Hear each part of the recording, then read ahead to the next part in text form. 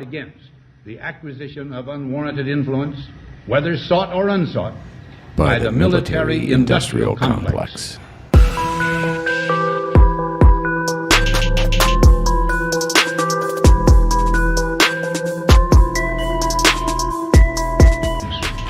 Our toil, resources, and livelihood are all involved.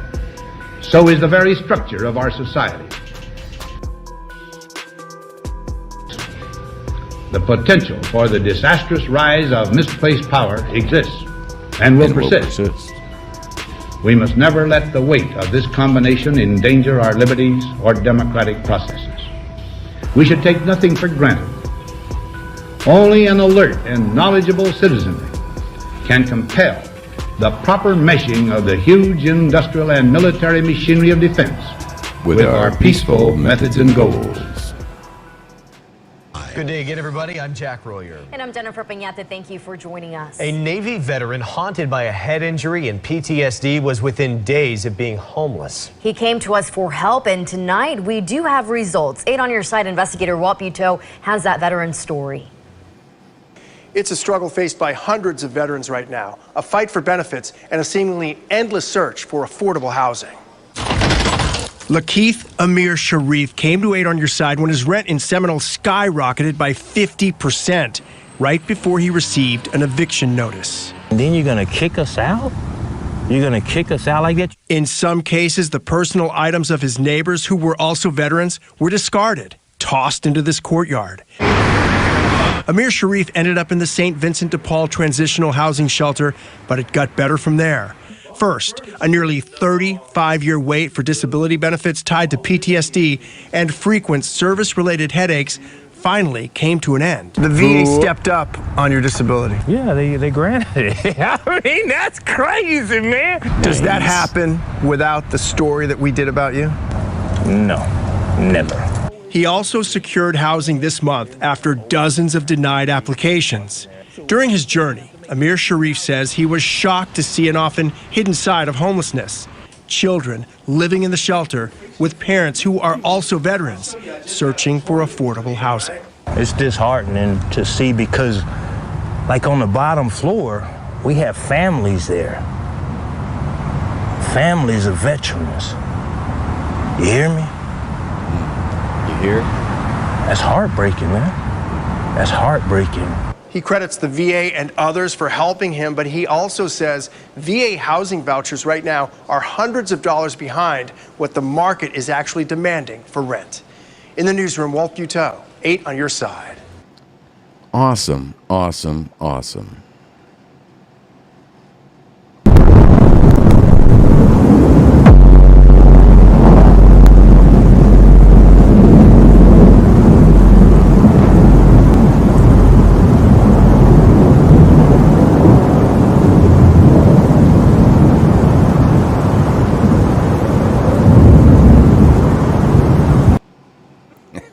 Nice. Nice. Hello and welcome to the American Awakening, everyone. PFC Bergy here, reporting for duty. I saw that earlier and just had to share it. That was a good story, but when you listen to this guy, remember, listen to what he says. You know, there's like families and I've experienced that exact same thing. I just got this studio after basically being forced out of the office, right? The office, I was paying $450 a month. It was right next to True Leaf, which we're going to go into tonight as well, along with their colleague or friend, Matt Gaetz. You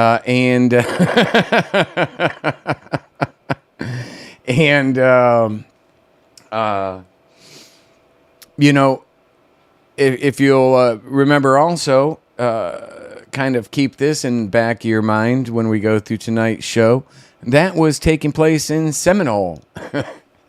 And might have something to bring up here. That was a joke. We will have something to bring up here with the with the tax collector over there. Well, the former tax collector.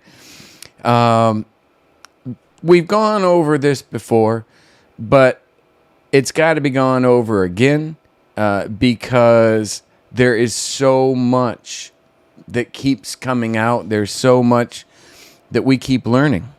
And it's kind of really, I think it's really important to understand what's going on with this. I'm trying to turn the volume down. I think the volume should be okay right now. I hope everybody is enjoying their Wednesday, and thank you very much for tuning in. Oh, shit. My little camera's not on, right? Because I had to go into the box. Hold on here. Let's see how we got that lined up. So, where are we going here? Guest, no, board. There we go. Can't really see it the best, but because the sun, I'm going to actually put a black screen behind there. But just a quick shout out to Patreon supporters, Dell, Nancy, Bryn, and Terry for August. You guys came through. Huge help. That goes along. It goes without saying with Trump's next wife and so many others. But I wanted to throw those guys out there. And of course, we got hip with the lava lamp. Now, do I have? There we go. We got hip with the lava lamp. That's awesome. I mean, come on. Here we go. There we test. Can you hear me okay? Yeah, you should be able to hear me. Here we go. There. Testing 1, 2. There we go. Okay. So yeah, lava lamp is absolutely awesome. Yes, it was it was recommended by I got to think of his name now. Dean. Dean. Can't think of his last name. But he always screws my name up, so I don't feel bad about that. But Dean had recommended, based on his expertise, he said the show needed a lava lamp. It's a little, like I said, I'm going to work on some of the light in here because I don't have it set up yet to be able to fully control the light. Dean Ryan, there we go. So when I get the black curtains up, which I used back in the office, in the old office, you'll remember, right? When I used that back there, I also took the liberty of kind of setting everything up here on the stream deck, which makes it pretty nice. The audio is way behind right now. Let me do this here. Test. Not terrible. But, the audio on that camera isn't syncing the best. We'll just pretend it's not on my end and it's something to do like with YouTube or somebody. So, like to welcome everyone to the YouTube stream tonight. We are streaming both on YouTube and on Twitch. And again, thank you for everyone. I just saw that somebody resubscribed. Who was that? For like 9 months. That was absolutely awesome on Twitch here. I want to get geez, Bergy, expecting my old eyes to see that mobile. Here we go. Hey, look, Riley's in the crowd. Awesome. Here we go. There, yes. Rachalo. Thank you very much, Rachalo. I really appreciate that. Everything helps. Absolutely everything helps. So I think I got a pretty good show lined up tonight. I do have to go back to the board, though. Because last night, board and host. There we go. So last night, my daughters, Mia and Sarah, came by. And Sarah brought her boyfriend. And we all hung out and talked for a couple hours, and it was absolutely awesome. It was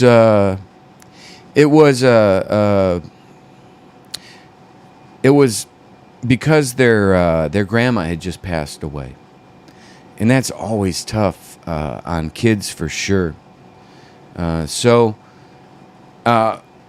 we're hanging out last night. I don't know if Missing Parts is in the crowd here. Yes, Missing Parts is, but thanks to Missing Parts, we kind of all got to hang out and laugh our asses off instead of feeling bad or sad because their grandma just passed away on their mom's side. But in the boys, it's tough. It's tough. But again, Missing Parts made that very helpful. So I appreciate that. While the girls are here, we're laughing about, we're talking about the studio, the new apartment, which, again, this is like ridiculous. This, it's like $1,150 for this tiny studio apartment. They did a nice job. It's in a good area, not crazy, but these things, expenses are going up so much in the state of Florida. Like what we opened with that veteran. It's a big deal, and people need to stop maybe so much focusing sometimes on those 30,000 feet things and focus a little closer to home. But so I had left Destructive Forces Tear Us Apart. I had kind of left that up on the screen, or up on when they were over here. And so Mia, while I was talking with Sarah and all of them, we're all laughing our asses off, as you can probably imagine. But I told them the story about how I had met the original owner, or the original tenant here. How she is a friend, actually ex-girlfriend of Stevie the Beach guy. So I gotta text Stevie. I haven't sent him this yet. I gotta text Stevie, and I gotta leave this up until I get word on whether or not I can get Stevie to come over. And, maybe we'll do this on a Patreon thing or something. And, or like, when I say Patreon, it's like, just like Patreon or Twitch for subscribers. And, so as I'm telling him the story, Mia is drawing it out, in the form of manatees. I would be the manatee, in the middle. You got the live, laugh, love that she just kind of threw that in there. This is the previous owner, who is like a witch, but she's only like really a witch because she watches a lot of Buffy the Vampire Slayer, and she has a few other side jobs that we won't really go into right now. Perhaps Stevie and I will go into that in a little more detail. But she also, to avoid confusion, apparently Mia decided to put to avoid confusion, she is holding a lightsaber dildo. And again, I gotta save this and the full story for when Stevie gets here. But oh my God, right? You can only imagine if it involves a lightsaber dildo, it's got to be a classic story, and in fact, it is. And then you've got the manatee down there at the bottom. I just want love, and you got me in the middle. I just want the truth. how she wrote that out was so hilarious. So I had to leave that up there, and I had to show you guys. I was almost going to go live last night, just afterwards, just to show that, but ended up doing some more work and cleaning and such before I called it a night. Now, back to, and this is kind of cool. I'm really happy with this right now because I'm just like, got everything set up on the Stream Deck, so I don't have to be like trying to read stuff down there because my eyes aren't always the best. But what I wanted to do is to play a couple minutes here of a video. Now let me set this up. I recorded this video. It's called Matt Gaetz Encounter. All the videos, if you go to the YouTube, link to this, you'll see a link to all the videos that I'm going to be playing tonight. I haven't figured out how to do that like on Twitch. What I'm eventually going to want to do is to put that on the Freedom Stream, on the Bergy-Bit blog post, and then on Patreon, but baby steps right now. So let me go ahead and play this. I ran into Matt Gaetz. Now the thing is, I have like the video, but the video is dead, right? If I go into my videos in YouTube, it just shows as processing. YouTube, although I live streamed several different things that day, right from that same spot that I was at. The Matt Gaetz one didn't work out properly, or never processed fully. Love to see that. But I was there with a somebody who had come up from Ohio and met with me, and that individual he sits there and he verifies everything I said. This is quite relevant, right? And so not everybody understands, so I wanted to go ahead and play this. So this is the deal. I'm here with what's your name? David. David drove. He actually met me as I'm gimping my way up here with my bad sciatic hip, and David met me, and he has actually driven up here from quite a ways actually to help support me with this, which means now that we have two people, I have doubled my last official protest, which was in 2004, which was me. Really? Yeah. St. Pete Times, but I did make like the cover of the St. Pete Times, just standing out there by Look myself. at that handsome man. You know, it was like, a protest of one. Now we got a protest of two. I've doubled it. We can go home now, right? No, but so we're sitting here, and we saw a congressman walk by. Remember that first guy's name? He was a congressman from North Carolina, and I said, "Hey, have you heard about Shadowgate?" And he said, "Yeah, I've heard about Shadowgate." I can't remember his name. Very nice guy. Stopped and talked to us, North Carolina. And then so Matt Gaetz was walking by, and I'm like, Congressman Gaetz, do you remember me? I met you at your inauguration. He's like, I didn't have an inauguration. I said, well, it was the governor's DeSantis' inauguration. I was there with Bikers for 45 with George and them. And he said, listen, yeah, okay, so that's when he starts like grabbing his phone, right? Yeah, he's like grabbing his phone. Oh, my girlfriend. Yep. I gotta take this. And I'm like, but Mr. Gaetz, I met with you. I'm the guy. I said, you heard of Shadowgate, right? Do you remember what he said with that? I don't remember. I don't think he heard of Shadowgate. Yeah, I can't remember that. I can't be 100% on that. I think I'm like, listen, they arrested Millennial Millie for this. You've got my information. I need your help. And he's walking away at high speed. Could he have He was trying to break off. He was like breaking off, and he's like walking. I don't want to bother other people, but he's like heading out of here fast as could be. And I'm like, why? Why? Why? What is it that you're afraid of? just everyone take a mea culpa. Nothing you're doing is probably illegal. It's ethically and morally broken, but okay, we all make bad decisions in life. We gotta stop this shit.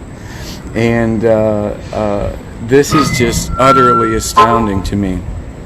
Absolutely astounding to me. Hey, George. So, listen, you know, what's that? To be fair, if my girlfriend was calling me and I was confronted by somebody else that I don't really know, I might. So, well, we aren't complete, and I agree with that, right? But we aren't complete strangers because I did meet him. So, the interesting thing about that was that,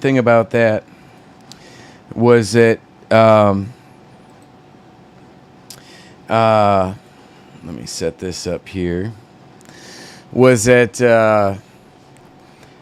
well, A, pretty sure he saw Shadowgate, and we'll go to that next. But B, do you notice that he said, and this was in August, on August like maybe 17th of 2020. So this is before the shit's coming. Well, this is kind of before the stuff's really coming out about his troubles with his girlfriend being potentially, allegedly, like underage and sex trafficked.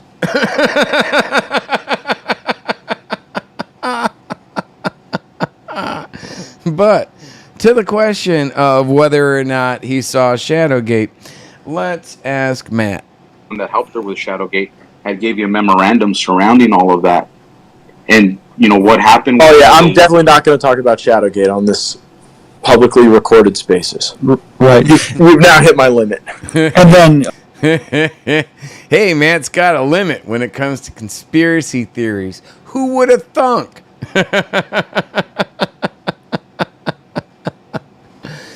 This guy, man, I'm telling you, in my opinion, he's just as crooked as it gets, right? So he does an interview shortly after this with Tucker Carlson. And I just wanted to play... Well, actually, what we'll do here... Let me change this here. We can go to that, but... I wanted to play this attorney, guys. And let me actually... And like I said, I have linked this and everything. This is... His YouTube channel is called Legal Eagle. And this guy, actually, aside from just really having nice taste in ties, he seems, although he's obviously liberal, he really seems very staunchly defending of like freedom of speech and such.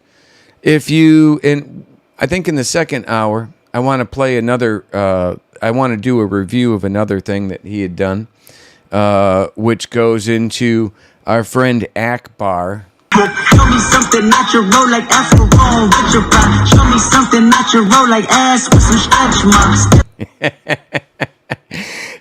We all love Akbar, don't we? And the rest of the gang. But we'll save that. We'll save that second one for the next hour. Sammy Bucks. Ew. Sorry, Mr. Parts. But so this guy does a really good job. He's an attorney, so it's not like mainstream media, right? So it's not like, I don't look at this the same way as mainstream media, although I can pull up a half dozen or dozens of I can pull up dozens of stories on this, but I think we're going to either it's going to come out, either they're going to charge or come out against, in my opinion anyway, they're going to either charge and come out against Matt Gaetz very soon, to fall before the 60-day thing. What is it, 60 or 90 days? We're getting right up there with charging a politician before an election. But it's been like almost 2 years, and a lot of stuff broke. A little more, right around a year ago.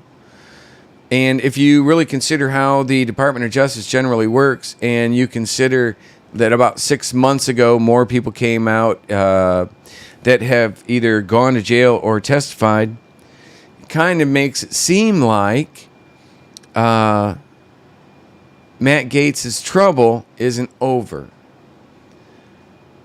Now, this is it Heathcliff? Thank you. But is it 90 days or 60 days? I don't know. But because it's so close right now, in my opinion, they're almost certainly going to wait until after the election. They want, and why not? Let's just assume the FBI, at least components of it, are corrupt. Although I don't actually believe that's the case.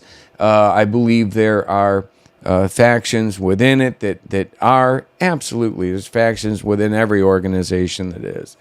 But overall, myself, as an American who considers himself a patriot, I believe in my country. I love my country.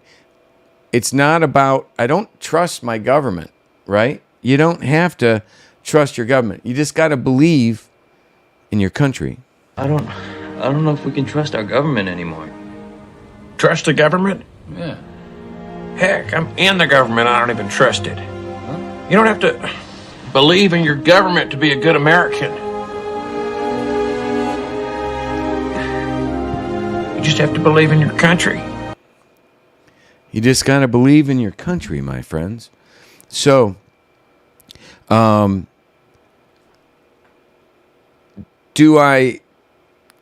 So let's just go back to the FBI thing, right? Let's assume that there are some bad people that are going to use this to manipulate, or use this to manipulate the election, or do something like that, a Peter Strzok or something like that. Let's just think about it that way, right? Do you not think that they're going to want someone like Gaetz to actually win in the coming up midterms, and then charge him? Now, if Nikki Fried becomes the Democrat, becomes the governor of Florida, then I'm not entirely sure how that works. But if they take out Gaetz, well, I think the governor of Florida kind of like appoints someone that the party that was in office wants them to, but who knows how that's going to go, right? So we know this is happening. There are a lot of elections that you can look at and say, wow, that was probably a really bad idea, pushing like this particular Republican candidate. It bothers me on a personal level, because I've engaged with Matt Gaetz several times on a personal level, but it just bothers me how so many people that I rode with like Bikers for Trump, Born to Ride for 45, it just bothers me that so many people that I knew from there, even like a lot of the Q people and such that were also tied to them, they're all like anti-child trafficking and all anti-trafficking, but yet look at all the people that they follow the closest, right? Tory, Matt Gaetz, all of these people, and it just goes on, right? Hell, even Trump is connected to Epstein. You've got Brock Pierce, who is connected to Trump, who's connected to Paulo, the ambassador. All of these people are connected. Yet Roger Stone, although I'm not suggesting Roger Stone's been connected to that, he has a seriously questionable personal life. And keep in mind, all of these things that you're going to see coming up right here that Matt Gaetz is being accused of by this guy like Joel and others, you're going to see that these people are all kind of connected to the same modus operandi, even Jonathan Lee Riches. So let's continue with this here. So, Matt Gaetz.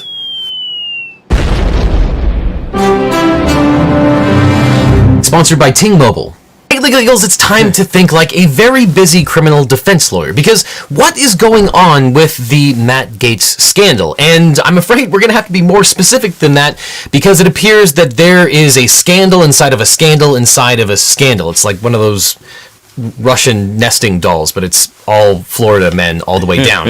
But the question is, did any of Matt Gaetz's alleged relationships break the law? Are the wild stories about Matt Gaetz and his father just a pack of lies dreamed up by two men who are trying to blackmail the Gaetz family, or does it hold some truth? So let's go through the timeline of allegations against Congressman Gaetz and see if any of these allegations might give rise to illegal conduct. And let me stress that at this point, these allegations are all unproven. He denies everything, and there are conflicting accounts. But one thing is certain, that if you thought that weird political scandals were going to end with the Trump administration, you haven't been paying attention to Florida, man. Yeah, so let's start at the beginning. In late March, political news sites reported that Gaetz was thinking about not running for re-election and becoming a talking head on the news organization Newsmax. Some reported that he was even thinking about ending his term early so that he could join the private sector. But this left a lot of people scratching their heads about why a young congressman would consider Newsmax a promotion. Well, as we would soon learn, the Department of Justice was apparently investigating Gaetz for federal crimes. And here's some free hashtag not legal advice. Working for cable TV does not give you any immunity from prosecution. But not long after, the New York Times reported that the DOJ was investigating Gaetz for possibly having had a sexual relationship with a 17-year-old and paying her to travel with him. So that was April 2nd, 2021, that was updated. It was published March 30th. Gaetz said to face Justice Department inquiry. So think about that. That's August, September, October, November, December. 5 to 6 months after, 5 to 6 months after my final encounter with him that we saw at the beginning of this Bergy-Bit. Not surprisingly, several federal statutes make it illegal to induce someone under the age of 18 to travel over state lines to engage in sex in exchange for money or something of value. The main federal law is 8 U.S.C. 1591, which prohibits sex trafficking of children by force, fraud, or coercion. And for purposes of... Again, we're talking about sex trafficking of children, right? I'm not going into anything bad. I don't think I have this as marked as not for kids, but there's not a certain age, but I'm not going into anything bad here. I just wanted to say, it's like these people, the same people that attack me, right, that used to support me, but then attacked me when I came out saying, listen, how can we continue I can't continue to support these people. I can't, knowing what I know about Matt Gaetz, how can I continue to support Matt Gaetz? And as you saw in the video, when I was first, when I was in D.C., I sat there and said, oh, hey, look, hey, George, because he had just logged in. That was George Colella, one of the founders of Bikers for Trump, and ended up hiring Jonathan Lee Riches. Jonathan Lee Riches is 100% a former federal prisoner, mental case federal prisoner. I'm not saying this without having it backed up or supported. You can absolutely verify all of that. Jonathan Lee Riches. So 10 years in a federal prison for wire fraud. And by the way, not just wire fraud, but wire fraud and ID fraud. Let me do something here. I may have something that could just pop up pretty quick if it's in the right spot. JLR. There you are.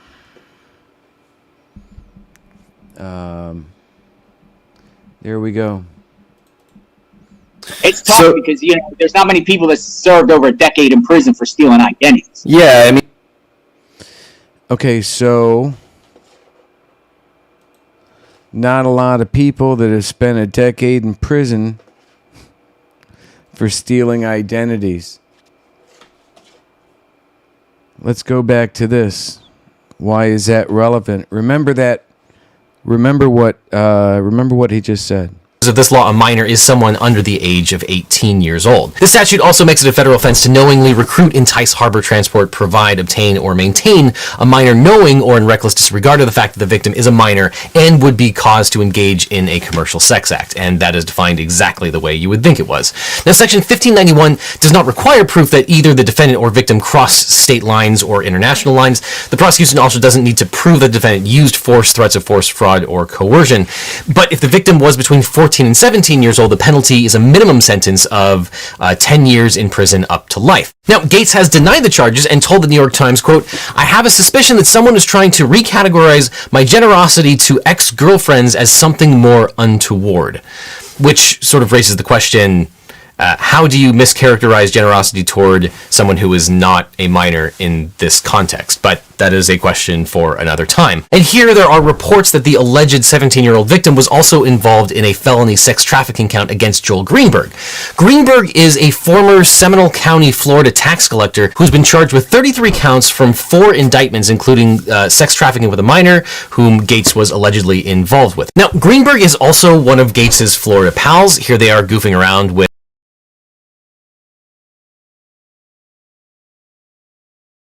How could you ever justify that tie? If you can't look at that tie and say, this person, allegedly did some really bad things, then I don't know what would. With known upstanding citizen Roger Stone, and here they are at the White House. Now, Greenberg became the youngest tax collector in the county's history and allegedly has spent over $1 million. So, and then again, keep in mind, he just stated that and showed the picture of Gaetz and Stone and Greenberg. Now, a picture doesn't convict anyone of anything, but I can show you the absolute connections, such as between Jonathan Lee Riches and Roger Stone, the horrible things that he put out and did to me. And I have several connections to Roger Stone with Jonathan Lee Riches, right? So $1 million on guns, body armor, and his own cryptocurrency scheme and a drone while in office. And in 2017, cryptocurrency. Think about how many people, Tory, Patrick Byrne, Pierce, the Pierce guy, a lot of people were very much focused on the cryptocurrency. Greenberg pulled over a woman he thought was speeding to scold her while he wore his tax collector's badge that resembled a sheriff's badge. And for some reason, he even had flashing police lights on the top of his SUV. Now, amazingly, the Florida state attorney wrote in a letter that Greenberg was, quote, being given the benefit of the doubt that his intentions were pure, therefore he did not commit the crime of impersonating a police officer. The state attorney, now, I believe the attorney general at that time was Pam Bondi, and not yet Ashley Moody. But it does just kind of like support the information and data that I have showing just such a high potential for corruption by these people within the state of Florida, right? Even as it relates to me, as it relates to the recent ethics complaint that I filed. It doesn't seem, it's just all, it's all bullshit. The ethics complaint, which I don't have handy because of the move and such, but their response to that, and I got to follow up with the attorneys there, but their response to that didn't give a justification for it. Just said it didn't meet this, but didn't give any justification for why it didn't meet it. In fact, and you know, I look at it and say that meets the requirements for the ethics violation. And again, so many of the requirements that it meets is Ashley Moody's, Florida's current attorney general, her relationship and closeness to George, Matt Gaetz, Bikers for 45, Trump, right? All of these people that I'm asking questions about, very serious questions about, she's absolutely connected to all these people. Now, does that make her guilty? No. But does that meet, or should that meet a level that justifies, when you combine it with so many other things, just it warranting the ethics review? I kind of think it does. Ah, shit. Officer. And look, I've been to Florida, so that does seem to check out, but that probably wouldn't fly in any other context in any other state. But in 2018, Gaetz publicly endorsed Greenberg's bid for re-election, saying that one day Greenberg would make a fine member of Congress. We'll pause to let that one sink in. But Greenberg was then charged with stalking and harassing a teacher who was running against him in the Republican primary. Greenberg had apparently set up fake online profiles to defame the teacher and sent several letters to the school where he worked saying that the man engaged in inappropriate conduct. So can we stop right there for a moment? The details on that, where he set up fake personas, fake email addresses, fake personas, even I believe fake websites. He set up an IAA operation exactly like the guy, Camille Shidiak, the former president and founder of Leone, who used those same IAA tactics against two USA Today journalists. This should matter, right? These connect directly. He's essentially using IAA. Now, this is in June, this is Tuesday, June 23rd, 2020. He's using the same social media psychological warfare that I exposed 2 months later, June, July, 1 month, 1 week after that was when I met with Millie and Gavin and recorded my contribution as a whistleblower to the Shadowgate documentary, the first one. And everything that I said in there is exactly what this guy is accused of and I believe found guilty of.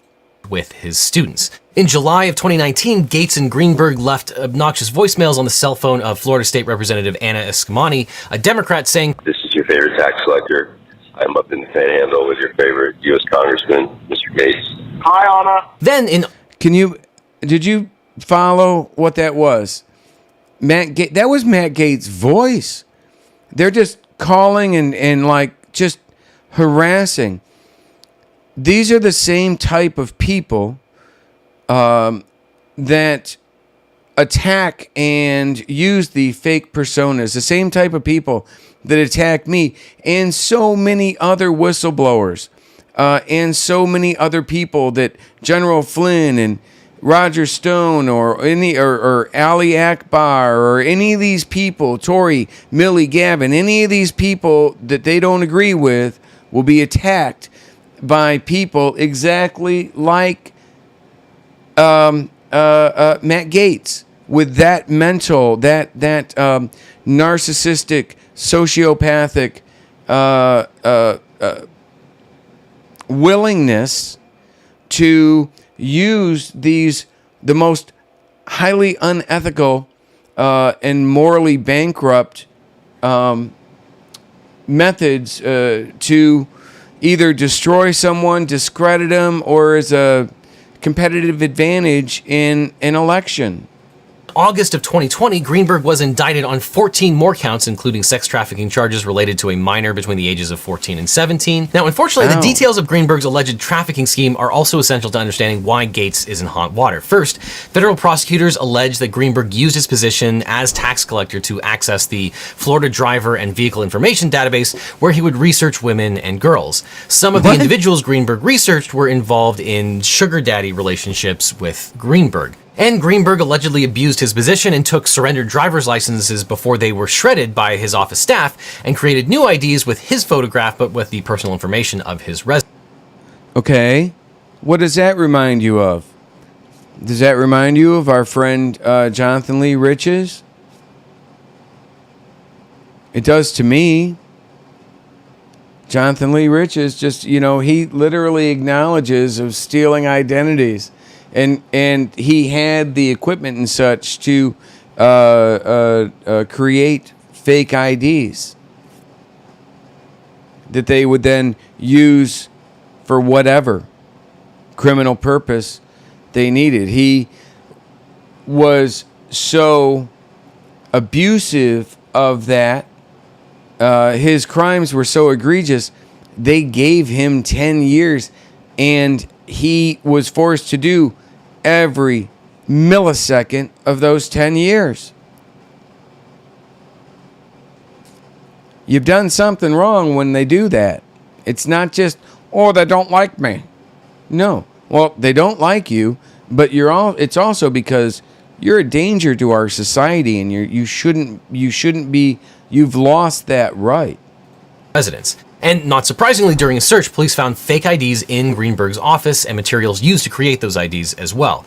Greenberg, of course, denies all of these allegations. Which takes us back to Congressman Gaetz. Gaetz allegedly visited the Seminole County tax collector's office at least twice after hours, according to text messages reviewed by the Orlando Sentinel and the Daily Beast. And on April 16, 2018, Greenberg visited the Lake Mary, Florida branch of his tax collection agency.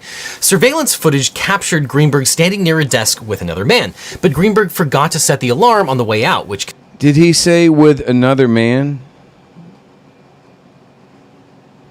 What is the time? 6 minutes exactly.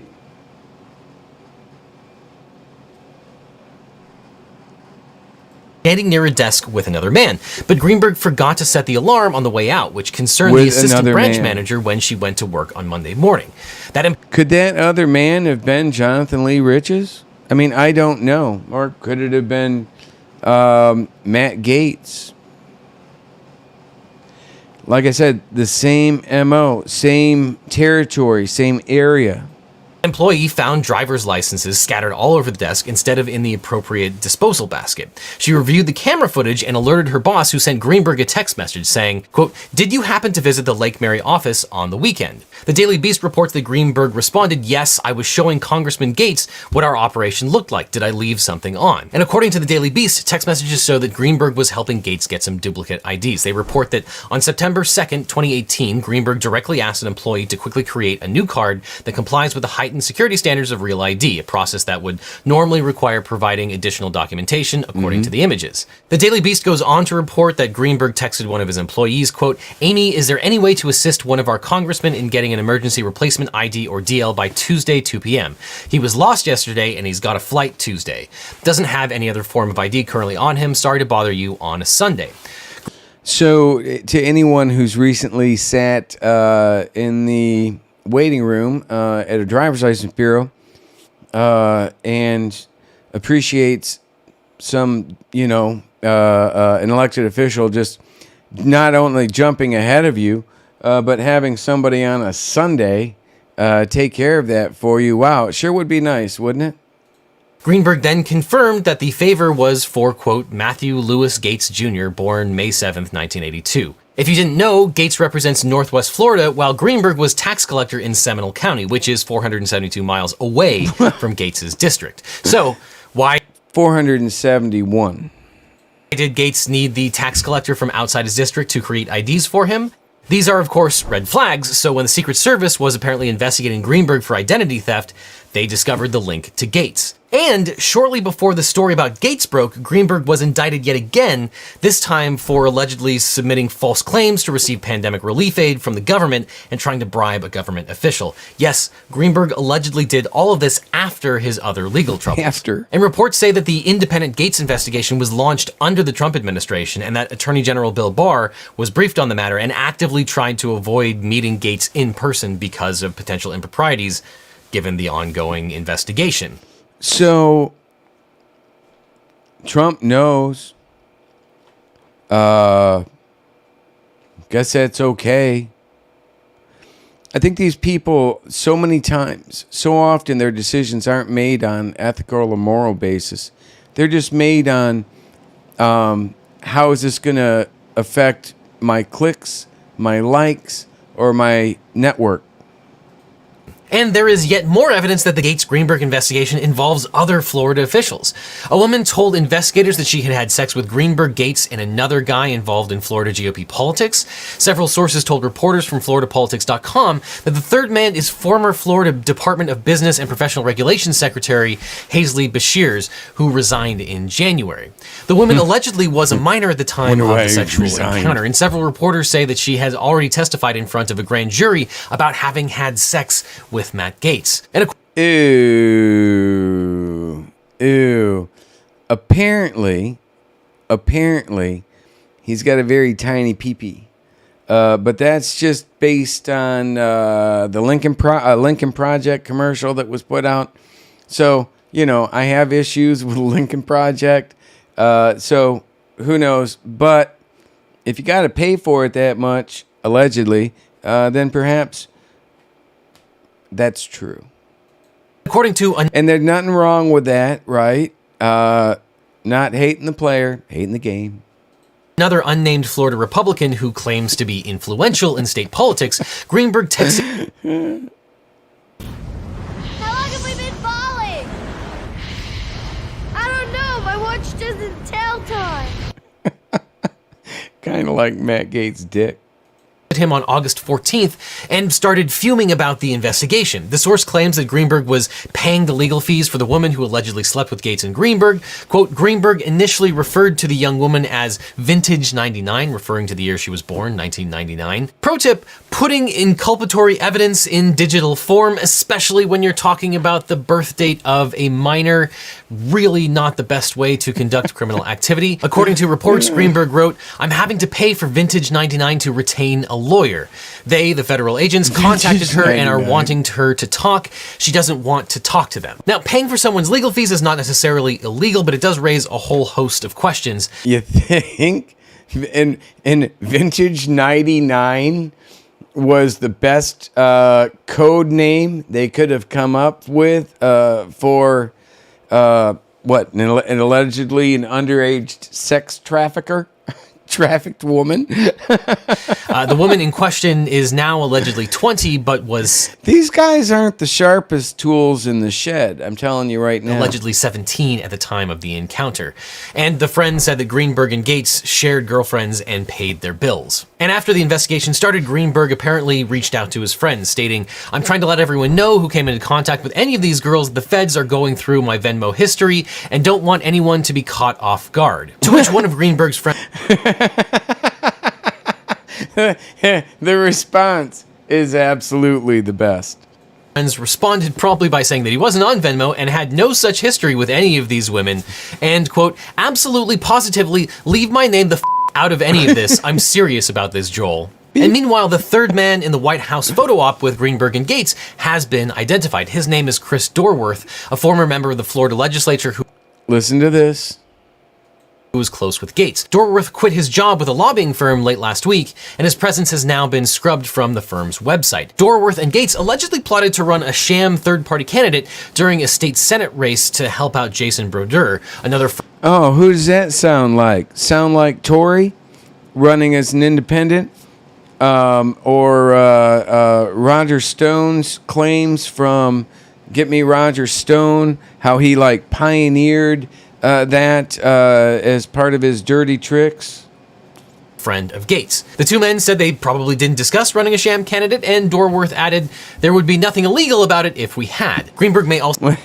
He said, never gave my... there would be nothing legal about it if they had, but they probably didn't. But if they had, there wouldn't have been anything illegal. Are you freaking kidding me? These people think that we're just morons, and they are clearly, in many ways, right.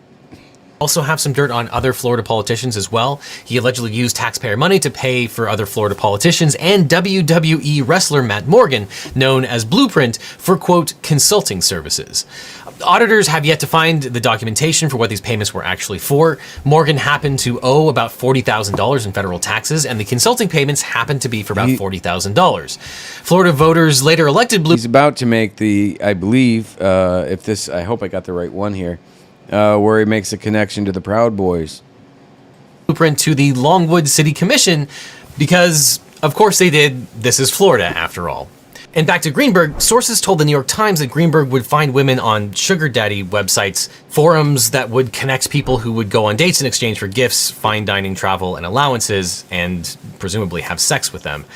He would then allegedly introduce these women to Gaetz, who would also have sex with him. And the reports say that the men would meet women to form mutually beneficial relationships between the two parties. But this probably goes without saying, but in America, you cannot pay for sex without breaking the law. So let's talk about the crime of solicitation. The New York Times originally reported that Greenberg and Gaetz had paid women for sex using Cash App and Apple Pay, stating, quote, "The Times has reviewed receipts from Cash App, a mobile payments app, and Apple Pay that show payments from Mr. Gaetz and Mr. Greenberg to one of the women and a payment from Mr. Greenberg to a second woman. The woman told their friends the payments were for sex with the two men, according to two people familiar with the conversations. In encounters during 2019 and 2020, Mr. Gaetz and Mr. Greenberg instructed the women to meet at certain times and places, often at hotels around Florida, and would tell them the amount of money they were willing to pay according to the messages and interviews." And it was for scholarship and tuition fees, though. Additionally, the Daily Beast reports that they obtained records that the two men also used Venmo to pay the women for sex. Again, allegedly. Two of the transactions are from May of 2018 when Gaetz sent Greenberg $900. The first transaction from Gaetz says test.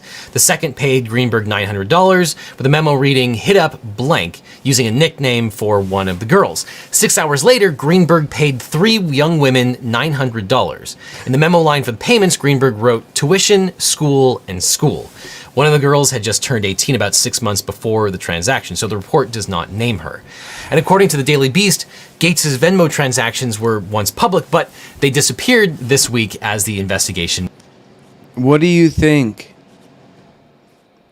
And you know, he comes out playing the victim. Oh, it's because I'm a vocal Republican who supports Trump that they're gonna attack me.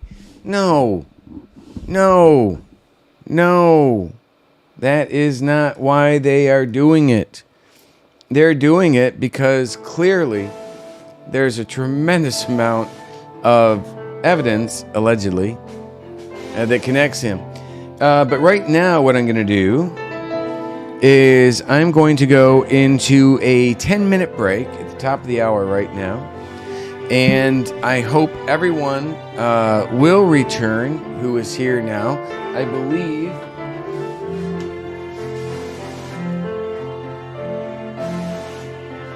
good, the lava lamp is still running, but it's using my phone.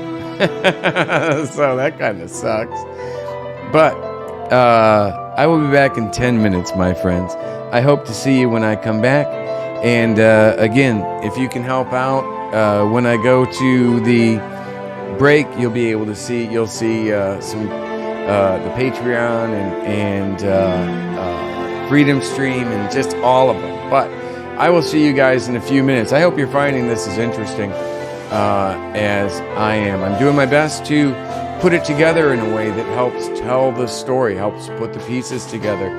I don't have the answers. If this creates more questions, that's good too. I'll see y'all back in 10 minutes. Smoke 'em if you got 'em.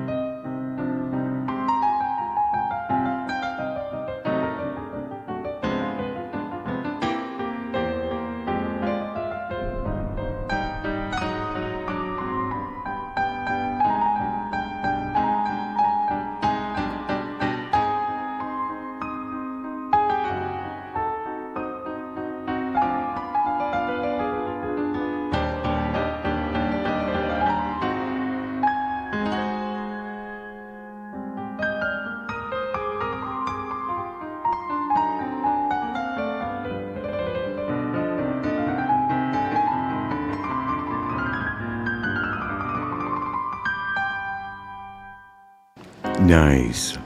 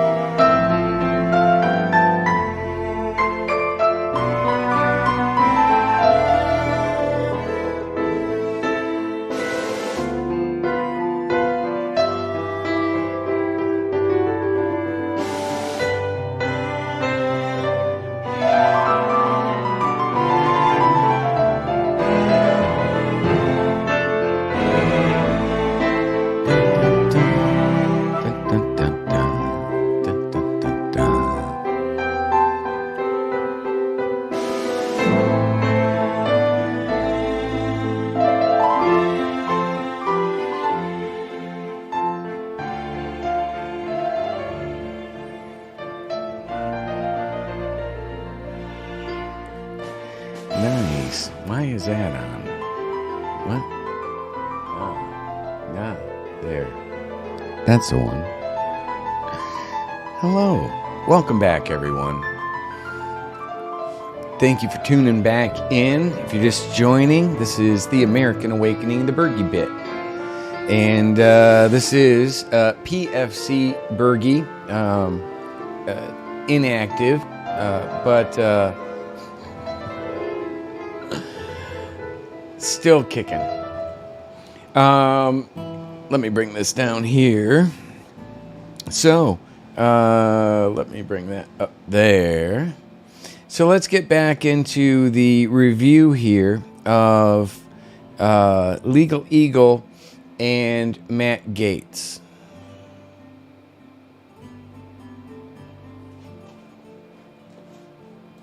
Moves forward. Just a reminder, you may want to set all of your Venmo transactions to private, whether you're doing something illegal or not. Hashtag not legal advice. The Daily Beast was also able to confirm that the circles of contact between Gaetz and Greenberg overlap. This guy absolutely does have a great presentation. He does a great job. That's clearly a green screen behind him. Those are not his books, I don't believe. I think he's, and you'll see, like in a later, if I can get to the later video, he brings out like a lightsaber. Wow, did that certainly fit with tonight's theme with the dildo? I don't know. It's the way it worked out. Using Venmo records, Instagram, and campaign finance records. Quote, Gaetz and Greenberg share 2 direct Venmo connections with women who receive payments from Greenberg. Greenberg is also accused of misusing taxpayer funds, with at least $300,000 allegedly being used for hotels, travel, meals, consulting, and even cash advances on a county credit card, which takes us to the possible crime of enticement of a minor. If Greenberg and Gaetz had contact with minors using technology, like these sugar daddy websites or text messages or payment apps, if that's true, they could be charged with violating 18 U.S.C. 2422, which makes it a crime to use the U.S. mail or certain technology such as the internet, the telephone, to persuade, induce, entice, or coerce a minor to engage in prostitution or any other illegal sexual activity. And it's possible that these alleged acts might give rise to a violation of the Mann Act as well. But there's also the international travel aspect of this. Federal investigators are also looking into a Bahamas trip that Gaetz allegedly took in late 2018 or early 2019 with a marijuana entrepreneur. The marijuana guy allegedly... With a marijuana entrepreneur. Now, isn't that interesting? The marijuana entrepreneur that they're I don't really think he goes into the name, but it's one of the founders of True Leave. Let me jump into this here real quick. Hold on here.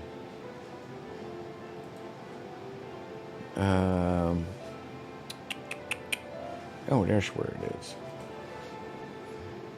Here we are. Switch that to capture with audio. So I wanted to play this. This is from Project CBD. And here they kind of go into the, this is from June 5th of 2021.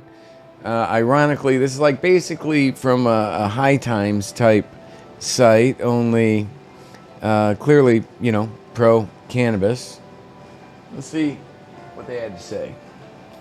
Cannabis and crony capitalism, from Matt Gaetz to True Leave. Major marijuana company tainted by GOP sleaze. By Bill Weinberg on June 9, 2021.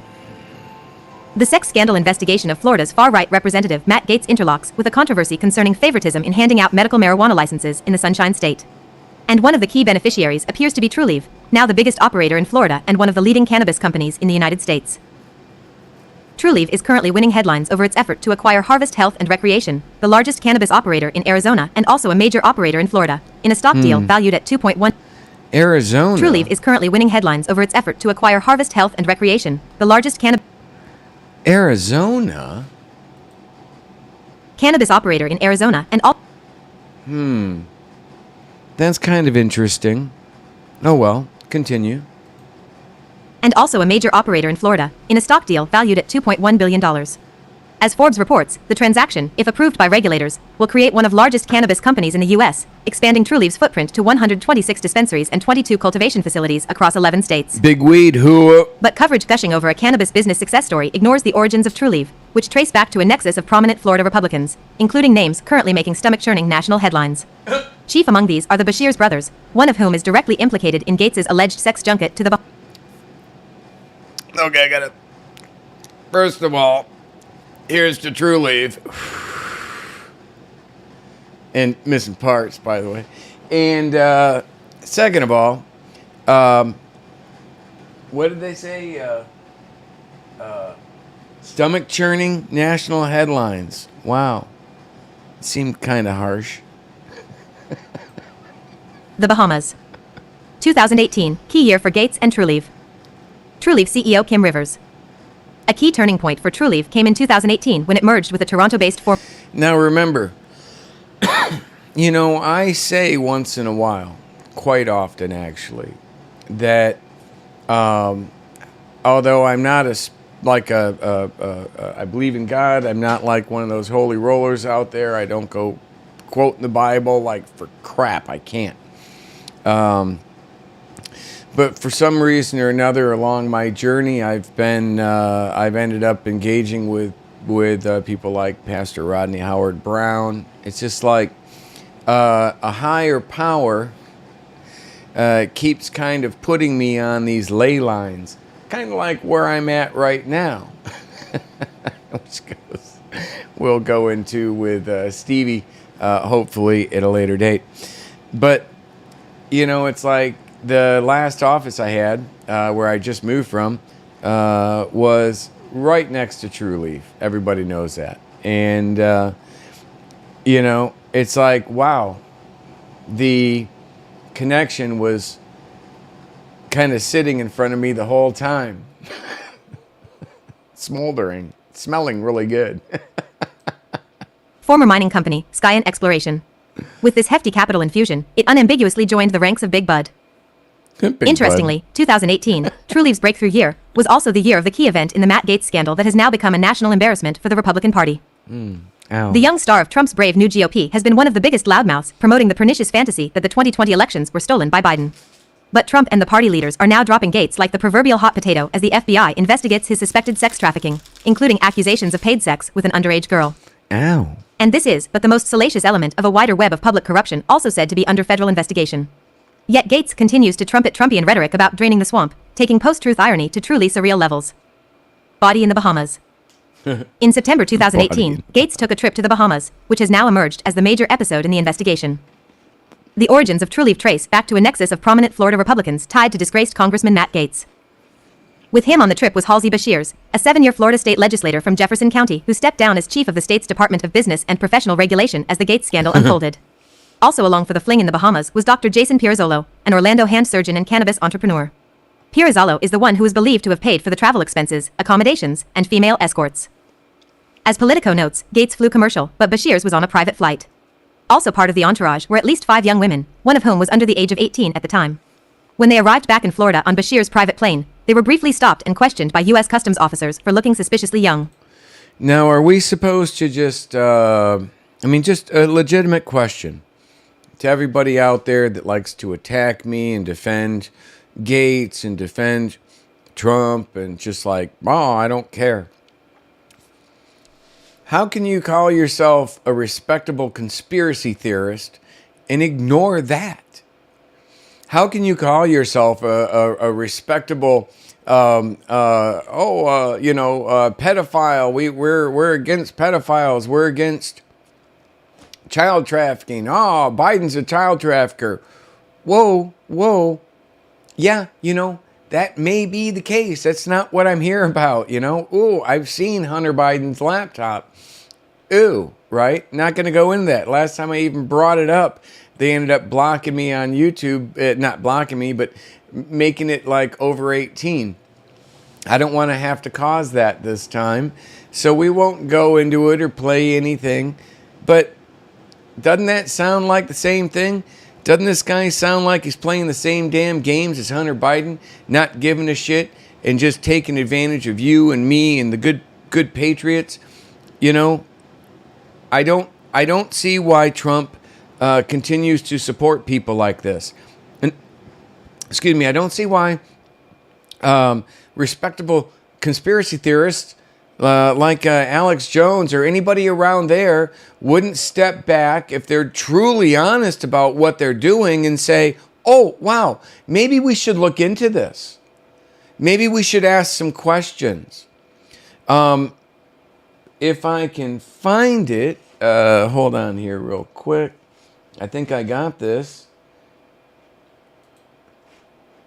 Here we go. Yeah. Now he's going to go into this here shortly. But this is the Matt Gaetz, Tucker Carlson capture with host. This is the Matt Gaetz Tucker Carlson. I hope you all appreciate that things are actually kind of transitioning pretty smoothly tonight. You know, being able to go right to the content and set it up, that's actually, I think, kind of important for telling a story, but it's actually quite, there's a lot more involved to it than people would think.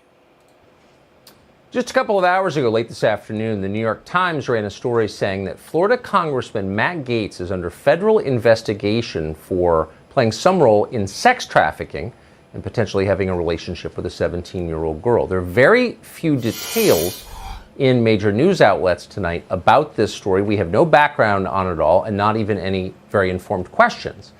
Instead, we've invited Congressman Gaetz on the show to respond to these stories and give a... Now, to quickly set this up, this interview by Tucker Carlson was put together about 2 hours after it broke with, like, what, the New York Times or whoever did it.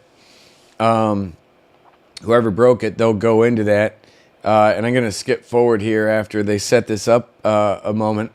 But that's when this was. Tucker didn't know what was going on. His view of them. Congressman, thanks so much for coming on. I appreciate it. Or that he was going to get dragged into this. So this is obviously a serious allegation. Tell us what the truth is from your perspective. From your perspective. It is a horrible allegation, and it is a lie. The New York Times is running a story that I have traveled with a 17-year-old woman, and that is verifiably false. People can look at my travel records and see that that is not the case. What is happening is an extortion of me and my family. Allegedly. But you got to wonder if that wasn't the same. You got to wonder if that wasn't the same girl he was talking to on the phone when I ran into him, don't you? But let me jump ahead here.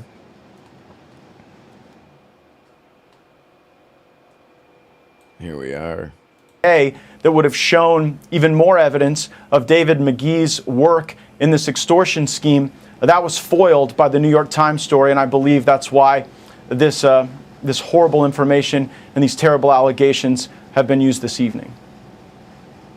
So you're, and I'll get to the investigation in a sec, but you're saying that David McGee was motivated by greed. He was trying to extort money from your family. That's his motivation, you're saying? I know that there was a demand for money in exchange for a commitment that he could make this investigation go away along with his co-conspirators. They even claim to have specific... Notice that Matt Gaetz is not... he's not talking about what the actual claims were or disputing whether or not the stuff he was being blackmailed with was true. And when we go back to the legal eagle, he actually touches on that. Connections inside the Biden White House. Now, I don't know if that's true. They were promising that Joe Biden would pardon me. Obviously, Oh, this is Joe Biden. This guy's got connections that was setting this up. Apparently has connections to Joe Biden in the White House. It couldn't be that Matt Gaetz was, banging like an 18-year-old girl. That couldn't be, because he's a good Christian man. I see him all over being endorsed and supported by all sorts of Christians. Even, I believe, at one point, Pastor Rodney Howard Brown. All of those that were following Flynn and following the Stop the Steal. By default, if they don't call him out, they are endorsing him. They are giving him a platform. So, and again, I'm not saying he actually did it. I'm saying, it seems like there's enough information to justify looking into it. Now, this gets funny. He pulls Tucker into it. I don't need a pardon. I'm not seeking a pardon. Whoa. I've not done any... Whoa. He doesn't need a pardon. He's not seeking a pardon. Well, wait a minute. Not too much longer after that, he clearly sought a pardon. We know this because of evidence brought forth in the January 6th committee hearings. Now, whether you like those or not, if you did pay attention and watched those, then when you come across little tidbits like this, you can put the two pieces together, right? You don't just have to hope somebody else puts it together and read it and actually helps to stop this. Put these things together yourself, right? That's how you do this. That's how we win, with knowledge. But it takes being able to even like sit here with me playing on occasion MSNBC or something like that, going, oh my God, I can't watch that. Well, if you don't, you're not going to be able to put the pieces together. That's all I'm saying. Anything improper or wrong. But what I am troubled by is the real motivation for all of this. Just tonight, Ted Lieu, a Democrat, is calling on me to be removed from the House Judiciary Committee. And I believe we are in an era of... I'm a Republican, and I called for him to be removed from the House Judiciary Committee, or I thought he was on the Intel Committee, but maybe whatever one he was on, or maybe he went from one to another. I called him to be removed from those too. So, and I'm not a Democrat. Our politics now, Tucker, where people are smeared to try to take them out of the conversation. I'm not the only person on screen right now who's been falsely accused of a terrible sex act. You were accused of something that you did not do, and so you know what this feels like. Yes. You know the pain it can bring to your family, yes. And you know how it just puts people on defense when you're... Tucker, what is going through his mind right now? He's like, shit. We don't know what's going on. He's sounding really guilty because that's basically what, Tucker like really sort of kind of hints at the very end. And he's like, Jesus, why are you bringing me into this? But because I was never accused of anything like that. But when he goes into the second component of it, the dinner together, ooh. Accused of something so salacious and awful, but it did not happen. It is not true. And the fact that it is the basis of this attempt to extort my family tells a lot. And if the FBI and Department of Justice will release the tapes that they are in possession of... Okay, that's a really hideous, bright orange tie, by the way, that Taterhead here has on. Can I just throw that out there? Of the American people will see what is really going on. I think we do. You just referred to a mentally ill viewer who accused me of a sex crime 20 years ago. Nothing. Of course, it was not true. I'd never met the person. But I do agree with you that being accused falsely is one of the worst things that can happen, and you do see it a lot. Let's go back to the investigation. You say that it was or is underway. There was an investigation. What is the basis of that investigation? What is the allegation? That's really not very clear from these news stories. Yeah, again, I only know what I've read in the New York Times. I can say that actually you and I went to dinner about 2 years ago. Your wife was there, and I brought a friend of mine. You'll remember her. And she was actually threatened by the FBI, told that if she wouldn't cop to the fact that somehow I was involved in something.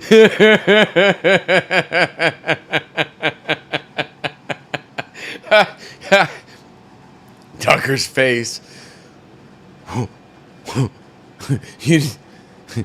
You kind of bringing me into this, right? Are you freaking kidding me? You just brought me in. You mean she was like an underage hooker that you brought to dinner with my wife?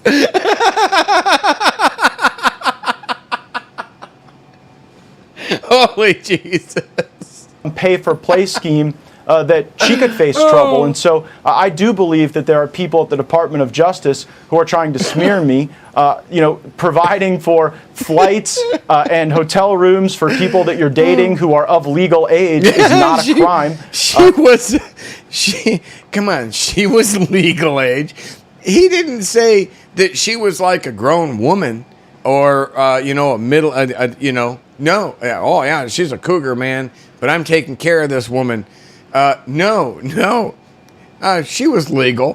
What the frick kind of answer is that? You're a congressman. Are you kidding me? And again, Tucker's like, holy Jesus. Holy Jesus. And I'm just troubled that the lack of any sort of legitimate investigation into me would then convert into this extortion attempt.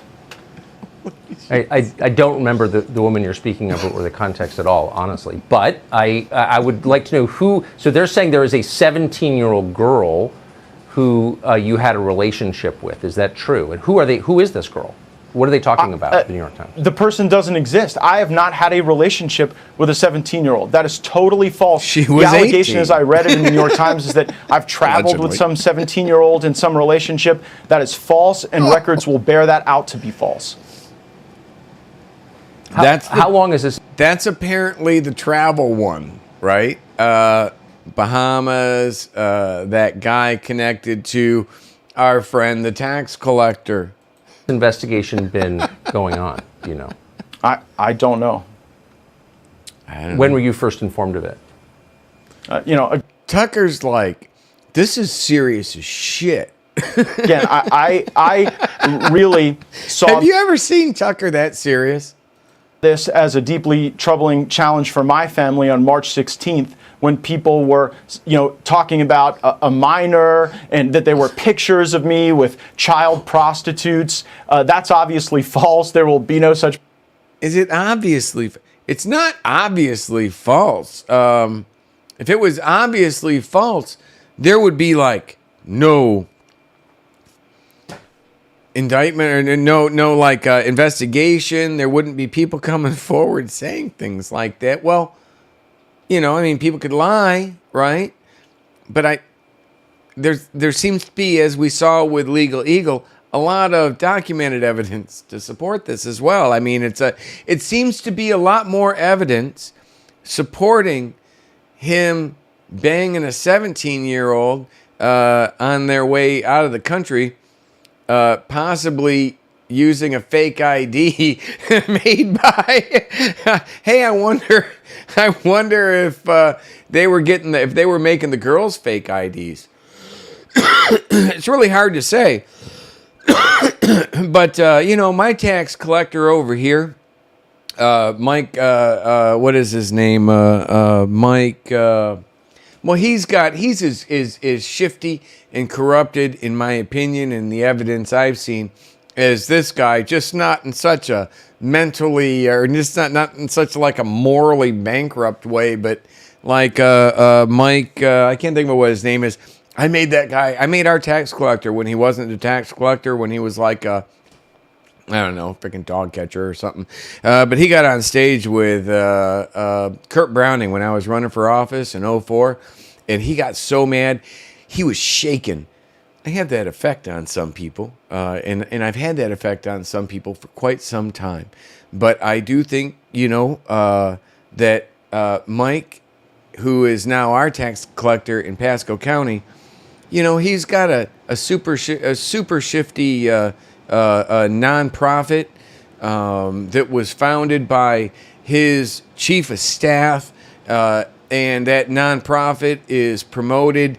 Like when you're sitting there waiting for a freaking driver's license or a license plate or something that requires insurance, you're both bombarded with insurance company ads and ads about Mike Fasano's nonprofit organization. And we've never heard of a nonprofit being abused by a politician, right? So I mean, if I see like a veteran like Fred Taylor, right? Fred, he's 30 plus years. He's a 3-time Purple Heart recipient. He works for and builds upon and does amazing things for nonprofits. But that's not, I think, what we're talking about here with our friend Mike in Pasco County. So again, it's like the whole freaking state of Florida. It's like the Republican Party needs to clean its shit up, right? Our congressman here in Newport Richey in Pasco County, and he covers like Pasco and some areas of Clearwater, Gus Bilirakis. He is in office because his dad was in the same seat as congressman for like 30 years before he was. Matt Gaetz' dad was a Florida senator, and it's just the name in that area. It's just, it's just legacy. They win by the name. And then, and okay, maybe somebody out there whose father's been doing it for a long time wins, and he's actually good. I'm not ruling that out as a potential, but like every time I look at it with Gaetz, with Gus Bilirakis and Mike Bilirakis, when I see shit like that, I'm like, it seems to be more the rule than the exception. Pictures because no such thing happened, but really on March 16th was when this got going from the extortion standpoint. Extortion. So what happens next? I mean, you can say there is this investigation, I guess a criminal investigation. I'm not quite sure where the sex trafficking part comes in. I don't, again, for the fifth time, I don't really understand this. You don't understand? Well, you bought her dinner, Tucker. Allegedly. Story very well. But where does it go from here? I mean, you've made an allegation against someone by name on the air and accused him of trying to extort millions of dollars from your family. What happens tomorrow? Well, what was supposed to happen was the transfer of this money that would have implicated the former colleague of these current DOJ officials. But that's obviously not going to happen tomorrow because the New York Times story was leaked in order to quell that investigative effort. So here's what needs to happen next. The FBI and the Department of Justice must release the tapes that are in their possession that were done at their direct. So they're not going to do that.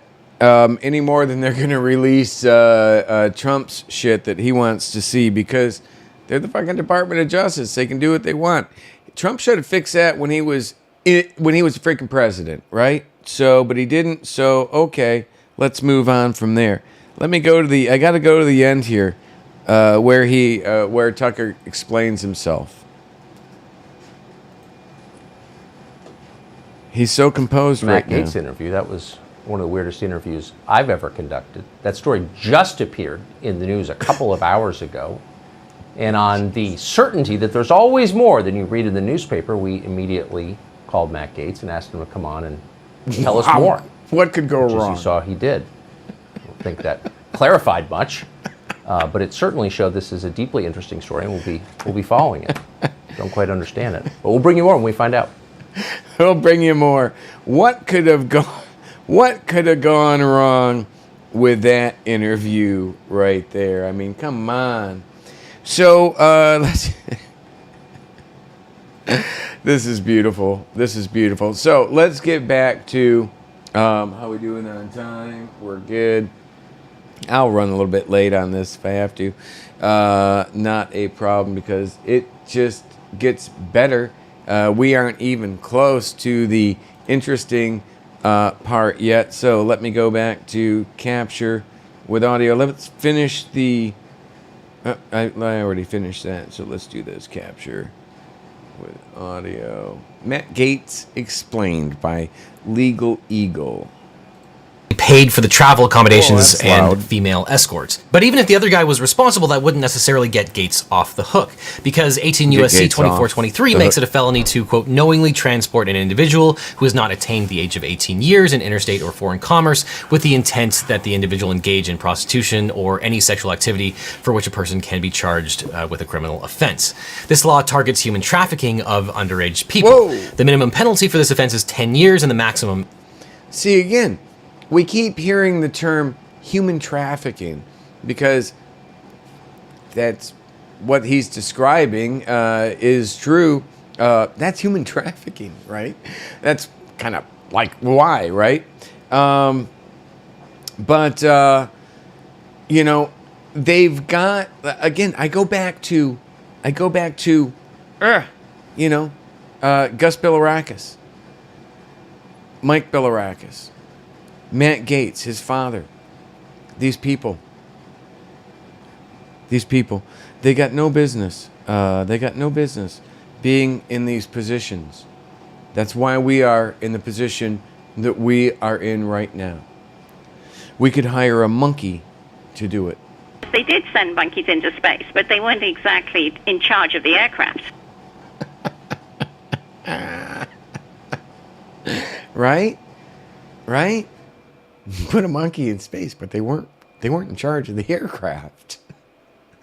So just because, Mr.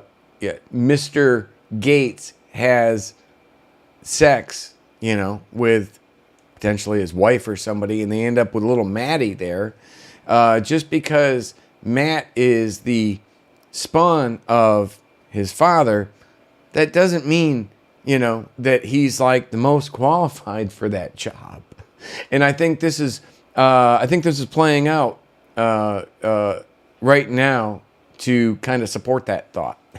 Is life. And additionally, the New York Times reports that Gaetz was allegedly using drugs. Quote, some of the men and women took ecstasy, an illegal mood-altering drug, before having sex, including Mr. Gaetz. Two people familiar with the encounters said. Now, of course, there are the drug violations themselves, but if this is true, Gaetz has legal exposure under the trafficking. It does kind of seem a little bit hypocritical for these politicians. I'm not calling out against drugs. I smoke marijuana medicinally. I enjoy it as well. A little guilty. But, when it really... Persons Protection Act of 2000, which makes it illegal to coerce any person, adult or child into sex acts. And in the past, federal prosecutors have filed trafficking charges against people suspected of providing drugs in exchange for sex, because facilitating another person's drug habit can be a form of coercion. And then there's the issue of paying for hotel stays and meals in exchange for some sort of relationship. They should, have them pay, man. Times reported that Gaetz had a cover story.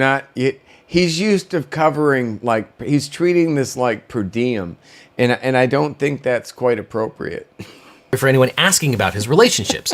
Quote, in some cases, Mr. Gaetz asks women to help find others who might be interested in... It depends on the zip code, what kind of room and shit that he'll put, how much he'll pay. having sex with him and his friends, according to two people familiar with those conversations. Should anyone inquire about their relationships, one person said, Mr. Gaetz told the women to say that he had paid for hotel rooms and dinners as part of their dates. And CNN spoke to two women who claimed to have attended several parties with Greenberg and Gaetz. Some of the parties took place after GOP political events. They say that they shared drugs like cocaine and ecstasy at the parties and witnessed Matt Gaetz taking pills. She said, I wonder if, like Jonathan Lee Riches was there. They're all very close into those same circles. I wonder if, Roger Stone was there.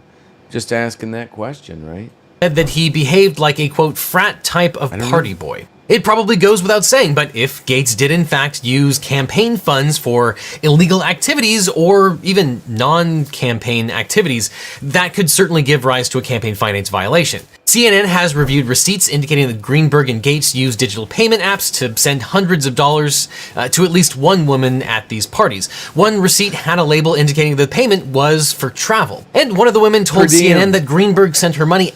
He was writing it off. Was he charging it as per diem? Oh, Jesus. I mean, gonna need a calling on that, but I really think it looks like he's trying to write this off on his taxes. After some of these parties, she confirmed that some of the money was payment for sex, but she did not disclose who she slept with. The woman said that she did not receive money directly from Gaetz, and Greenberg allegedly bragged about partying with Gaetz. A source close to Greenberg alleges that he often, quote, sent identically worded messages to multiple women inviting them to parties through these so-called... Now, remember, this guy, Greenberg, Joel Greenberg, had been... busted by the FBI. They have all of his information and his phone and his cell records. They've had that, right? That's where this information about Gaetz is coming from. It's not a joke. It's not a... Biden did not force Matt Gaetz to allegedly, fly an underage girl out to the Bahamas, and buy the rooms and shit for him for some sort of educational or tuition. I don't know what the education you'd be getting, other than like some sort of small penis related sex ed class called sugar daddy dating websites. If this is true, prosecutors would need evidence proving that there was some coercion, because generally speaking, it's not illegal to pay for hotels and dinner or give gifts as long as the people are actually both adults. And along these lines, Gaetz has defended his actions, saying, quote, "I've definitely in my single days provided for women. I've dated, I've paid for flights, for hotel rooms. I've been, generous as a partner. I think someone is trying to make that look criminal when it's not." And then there is the issue of the potential nude photos. It's called sugar daddy. He's a sugar daddy. Don't make it something ugly. On his phone. Wait a minute. How do you not make that ugly? I have 2 daughters. The whole thing makes me want to go just take a shower myself because it's just filthy. I'm just going to say an extra prayer for my daughters tonight. That is the God's truth right there. They don't come across someone like this in their life.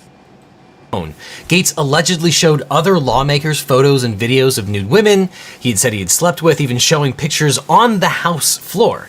Now, is talking about sexual relationships a crime? No, not necessarily. But given the context, it is possible there was some illegality. First of all, if the photos or videos are of a minor girl, you can understand exactly why that would be illegal. And additionally, if the photos or videos were taken without consent, that could also be a crime. Washington, D.C. is one of the few jurisdictions with a so-called revenge porn law.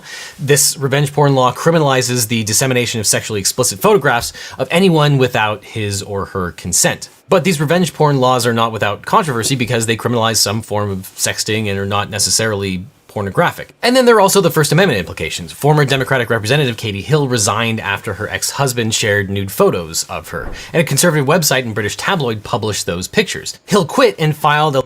If she was like Melania type hot, would she have resigned, or would there have been like as much potentially pressure to resign? Or would she perhaps have been running for a higher seat during the next election cycle? I don't know.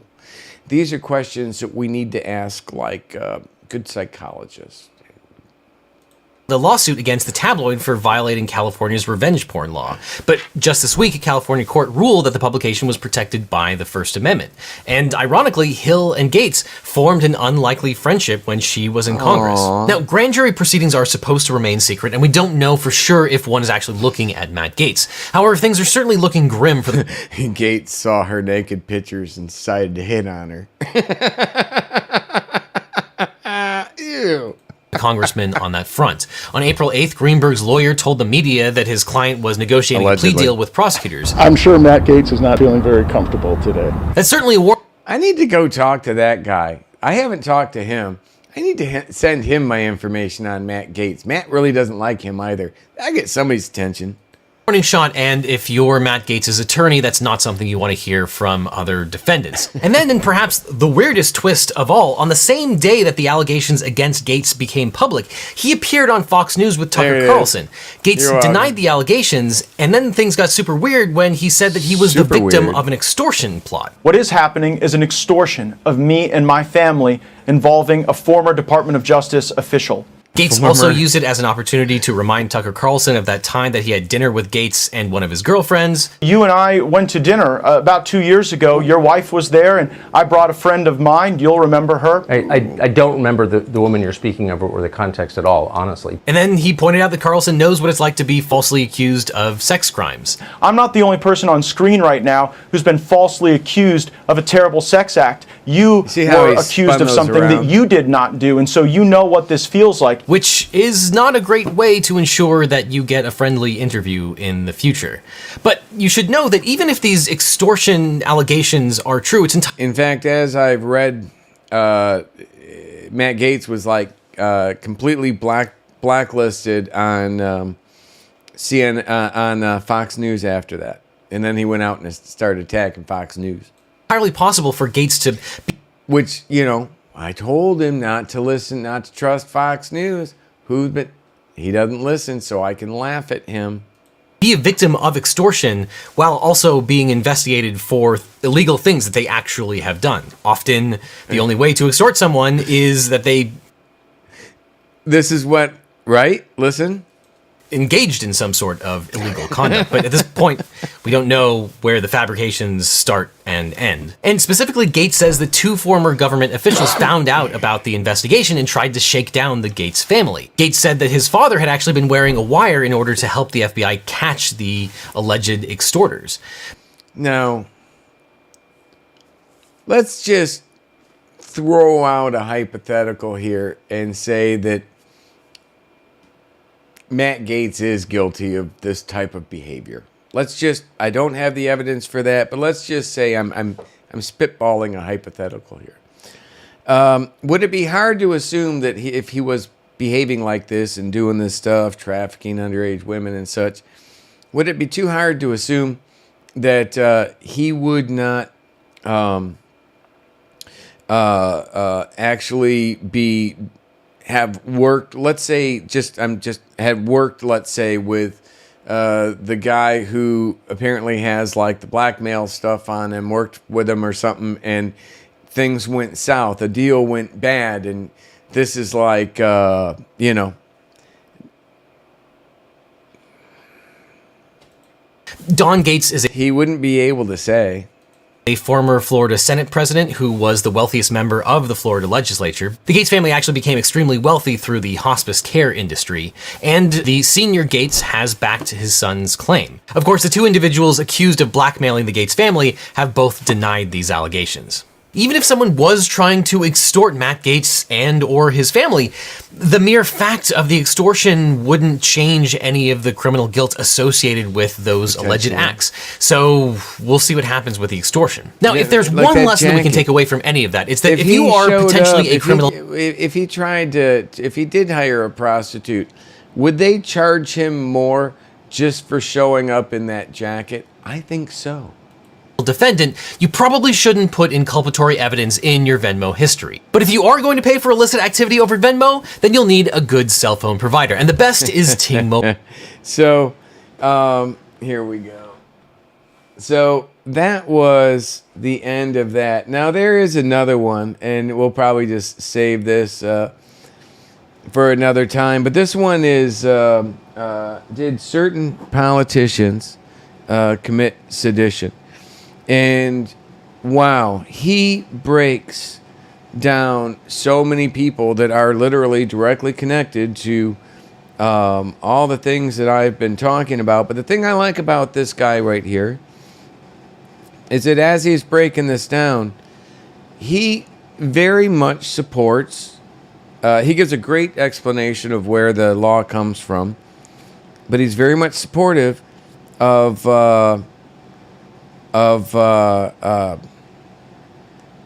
freedom of speech, right? He's like, yeah, protect that shit. The comparisons that he makes to a lot of the players in this, the connections that he makes to a lot of the players in this are are significantly, or many of them are significantly tied to my story, my key tam, apparently now Matt Gaetz's story. We've just got so many people that are directly connected to all of this. It's all coming together, right? I can see it coming together now. Do I wish these things would have come together more clearly and more quickly? Absolutely. Do I even remotely think I've done the best possible job in exposing this or trying to? No. But that's not what I started this for. Last night when my daughters were here, I was kind of reminded after they left of a couple things. It's sad when a child loses a grandparent. Of course, when that happened, I knew Nona very well. I like to think, I was actually kind of one of the people in this relationship, even after our divorce, that helped helped bring together, like her mom, their grandma, and my ex-wife.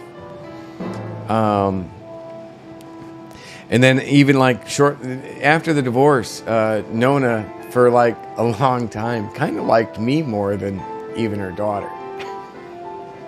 That's God's truth.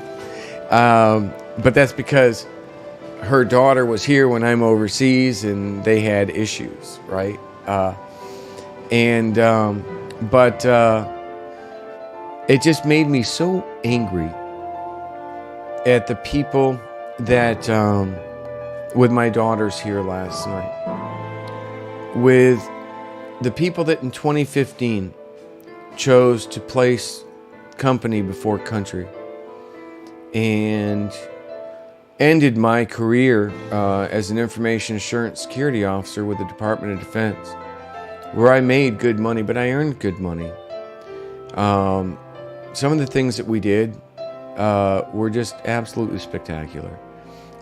Some of the things we did were some of the most abject failures you could ever even imagine. I don't know.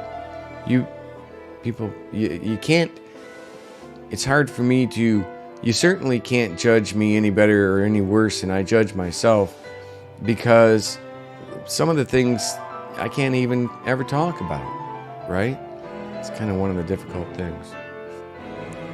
But when my job was taken away in 2015 for doing my job,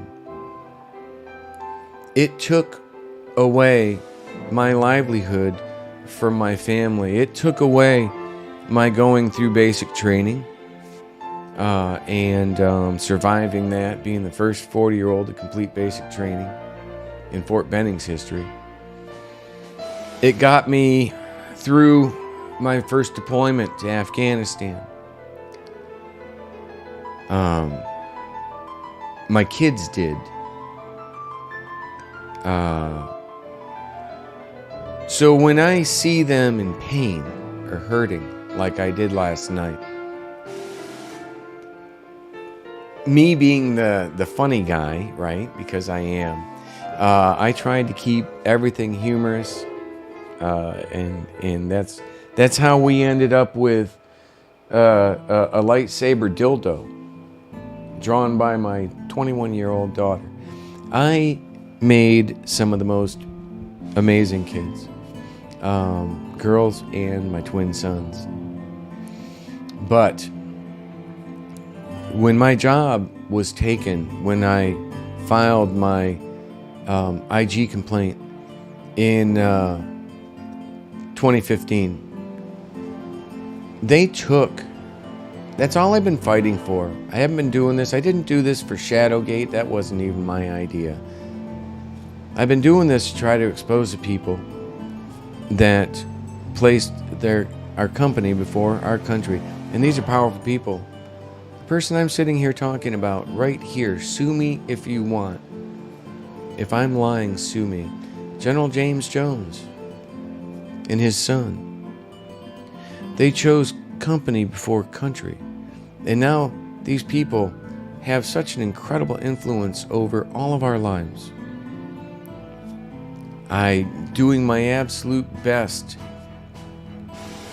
to what is a very limited audience because of lies and just horrible people.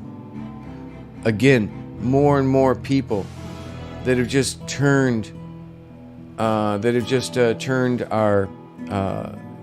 put our country second and put themselves first.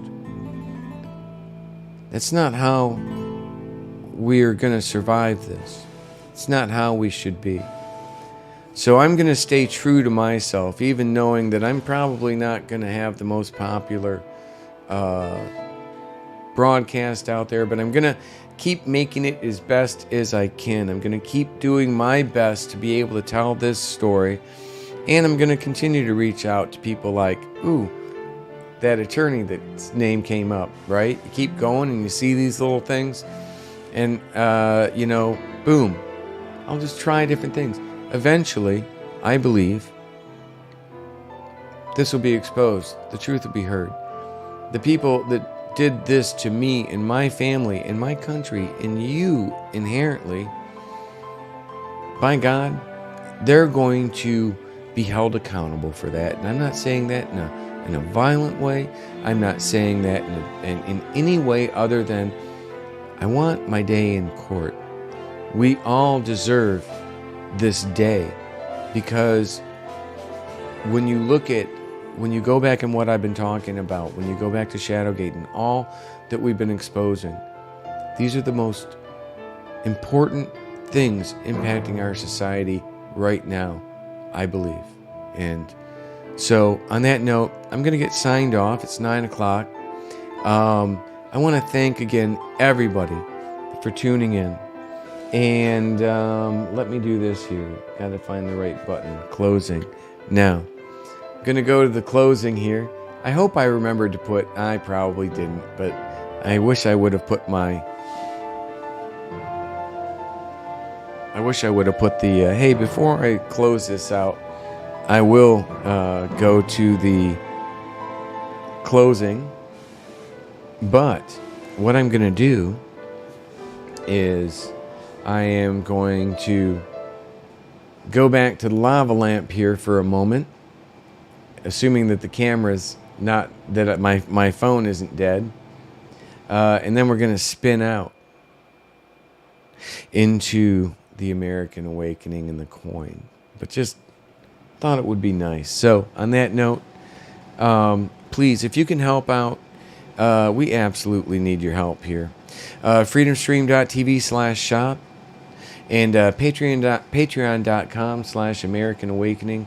Of course, you're like Rachalos, resubscribing, all of these things, following, sharing, these all will keep giving me a voice. It's all we need. We just need a little bit of time. You can see it coming together right now. I'm not wrong about this.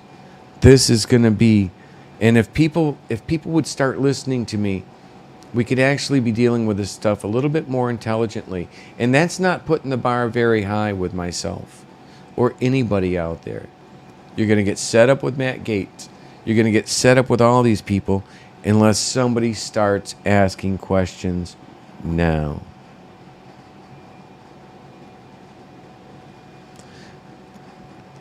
Good night, everyone, and God bless.